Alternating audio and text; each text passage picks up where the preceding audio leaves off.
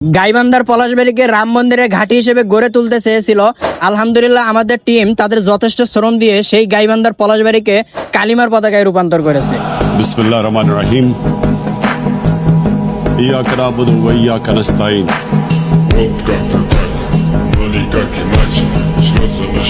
আসসালামু আলাইকুম, আমি মেহেদী হাসান মিরাজ। বেশ কিছুদিন যাবত আপনাদেরকে শুধু আপডেট দিচ্ছিলাম যে আমরা পলাশবাড়িতে কালিমার পতাকা লাগাবো। তো আজকে শুক্রবার সেই কালিমার পতাকা লাগানোর জন্যই বেরিয়ে পড়লাম। পতাকা লাগানোর সময় যেহেতু পেজে লাইভে আসছিলাম, দেন এই কারণে ভিডিও করা হয়নি। তো আমাদের কাজের একদম শেষ পর্যায়ে কিছু ভিডিও ক্লিপ নেই। আমাদের টিমের প্রতিটি ছেলে অনেক শ্রম এবং মনোযোগের সহিত কাজ করেছে, এমনকি আমার থেকে অনেক বেশি কাজ করেছে ওরা। আর আমরা এখানে কাজ করতে করতে নিচে দেখতে পেলাম পলাশবাড়ির রাম মন্দির নিয়ে আজ শুক্রবারও মিছিল বের হয়েছে। তারা পলাশবাড়িতে অবস্থান করে এবং পুরো পলাশবাড়িতে তারা মানববন্ধন করে।